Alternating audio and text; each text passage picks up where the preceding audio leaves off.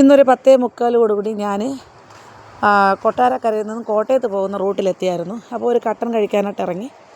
അവിടെ നിന്നൊരു കട്ടനും അതുപോലെ തന്നെ ഒരു വാഴയ്ക്ക ബജ്ജി എടുത്തായിരുന്നു. പക്ഷേ വാഴയ്ക്ക ബജ്ജി കൊള്ളില്ല.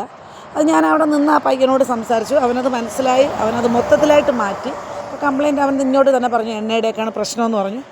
അത് കഴിഞ്ഞ് കുറച്ച് കഴിഞ്ഞപ്പോൾ ഞാൻ ശ്രദ്ധിച്ചപ്പോൾ ആ മാനേജറെന്ന് പിന്നെയാണ് അറിയുന്നത്. മാനേജർ വന്നിട്ട് വേറൊരു ബംഗാളി പയ്യനെ വിളിച്ച് ഈ ഫുഡ് തിരിച്ചു കൊണ്ടുവച്ചു, ഈ ബജ്ജിയെല്ലാം കൂടെ കച്ചവടത്തിന് വേണ്ടി. അപ്പോൾ ഞാൻ ശ്രദ്ധിച്ചിട്ട് പുള്ളിക്കാരനോട് പോയി സംസാരിച്ചു. അത് പുള്ളിക്ക് ഇഷ്ടപ്പെട്ടിട്ടില്ല. പക്ഷേ ഇത്തരം കാര്യങ്ങളൊന്നും ഓണർ അറിയുന്നതല്ല. ഓണർ നിരപരാധിയാണ്. ഈ വീഡിയോ എടുക്കാനുള്ള പ്രധാന കാരണം വഴിയോര തട്ടുകടകളും റെസ്റ്റോറൻറ്റുകളും രാത്രിയിൽ ഒരുപാട് പ്രവർത്തിച്ചു വരുന്നു.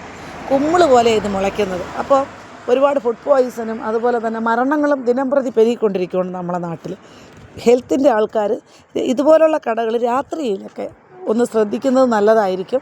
അതുപോലെ ഫുഡ് കഴിക്കാൻ പോകുന്നവരും പ്രത്യേകം ശ്രദ്ധിക്കണം. സംസാരിച്ചും അശ്രദ്ധ കാരണമാണ് ചില പഴകിയ ഫുഡുകളും കഴിച്ചിട്ട് നമുക്ക് പ്രശ്നങ്ങൾ ഉണ്ടാകുന്നത്. അതെല്ലാം ഉണ്ടാകാതിരിക്കണമെങ്കിൽ നമ്മൾ ശ്രദ്ധയോടുകൂടി ഫുഡ് കൈകാര്യം ചെയ്യണം. എന്തെങ്കിലും മോശമായി തിരിച്ച് പറയാനുള്ള ഒരു മനസ്സും നമ്മൾ കാണിക്കണം.